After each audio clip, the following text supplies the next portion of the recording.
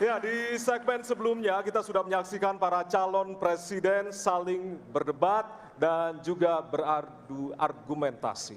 Ya, pada segmen terakhir ini kita akan menyimak pernyataan pamungkas dari masing-masing calon presiden. Kami mohon para calon presiden untuk maju ke panggung menyampaikan pesan penutupnya.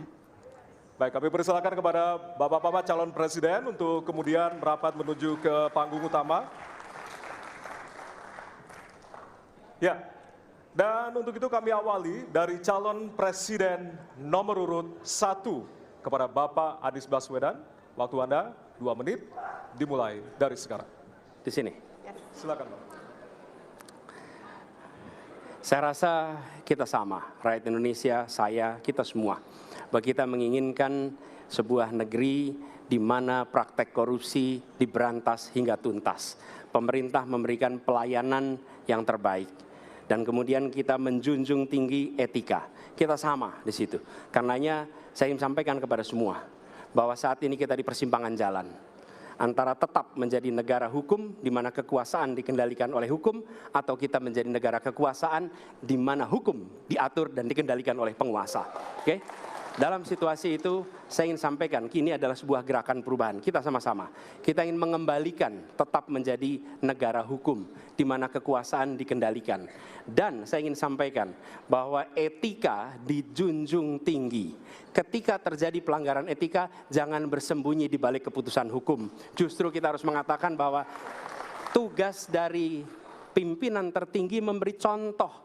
Bila ada pelanggaran etika, maka itu adalah mendasar. Bila tidak, maka ke bawah, ke seluruh rakyat, semua akan kompromi. Dan praktek orang dalam yang tadi saya sampaikan akan merusak sendi-sendi kehidupan bernegara kita. Rusak kita. Karena itulah penting sekali kita menjunjung tinggi etika. Dan itu dilakukan oleh siapa? Dari mulai calon presiden sudah diuji. Apa dia kompromi atau tidak pada etika. Oke? Lalu bagi anak-anak muda. Anak-anak muda, kita semua menyadari pemilu ini tentang masa depan. Anda pemilik masa depan. Saya yakin Anda akan memilih yang serius untuk jadi presiden. Bukan yang main-main untuk jadi presiden. Dan ketika kita berbicara tentang masa depan, maka saya ingin sampaikan kepada semua, kebebasan berpendapat akan dijamin. Kita tidak mengizinkan lagi situasi di mana orang takut. Maka itu saya sampaikan, Wakanda no more, Indonesia forever. Baik, waktu Anda habis, Bapak.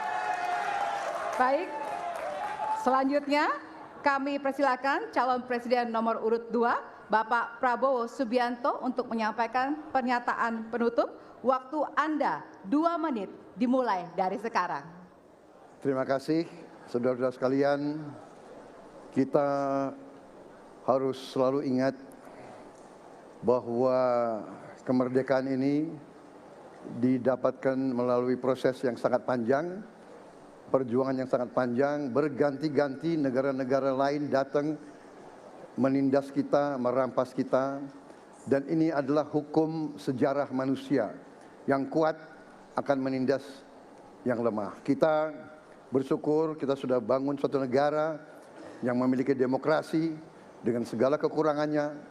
Kita bersyukur semua pemimpin telah membantu menambahkan kemajuan kita. Kita ingin lebih maju, kita ingin lebih baik, kita ingin lebih adil, kita ingin hilangkan kemiskinan, dan kita ingin hilangkan korupsi. Kita negara yang sangat kaya, kekayaan kita luar biasa. Kami, Prabowo Gibran, Koalisi Indonesia Maju, siap melanjutkan fondasi yang sudah dibangun oleh pendahulu-pendahulu kita.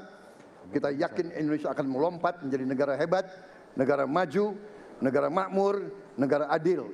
Hanya dengan demikian, tetapi syaratnya kita harus rukun, kita harus bersatu, kita tidak boleh menghasut, memecah belah.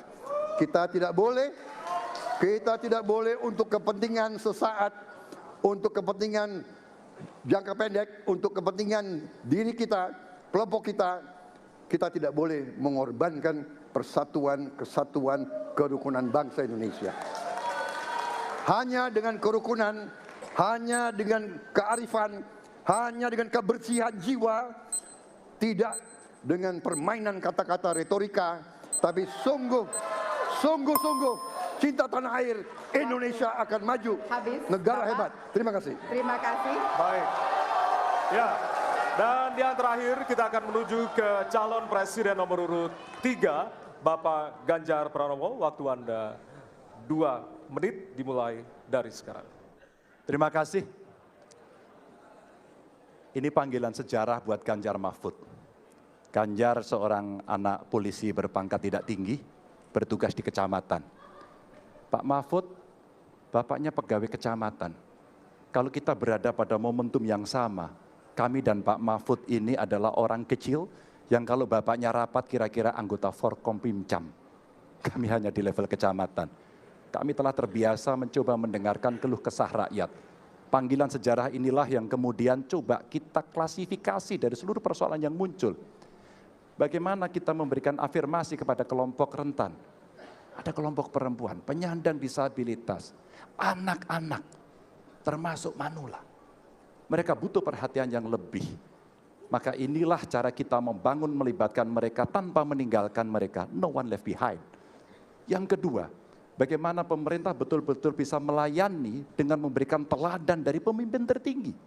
Yang anti korupsi, yang menunjukkan integritas, yang menunjukkan layanan pemerintahan yang mudah, murah, cepat, sat. Kalau itu bisa kita lakukan, maka betapa bahagianya rakyat ini. Pemerintah ini ada. Yang ketika dikritik tidak baperan, yang ketika media menulis, mereka merasa ini vitamin buat dirinya. Bukan sedang merongrong, apalagi kemudian merasa terancam. Maka kalaulah kemudian demokratisasi ini bisa kita laksanakan dengan baik, sesuai dengan amanah reformasi, nggak ada lagi cerita Bu Sinta, nggak ada cerita Mas Butet, nggak ada cerita Melki, tidak ada itu. Karena dewasa kita dalam berdemokrasi, maka dalam penghormatan terhadap HAM, mari kita konsisten antara pikiran, perkataan, dan perbuatan.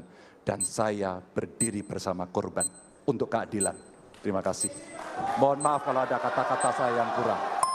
Baik, Waktunya Bapak. habis, Ya. pas sekali.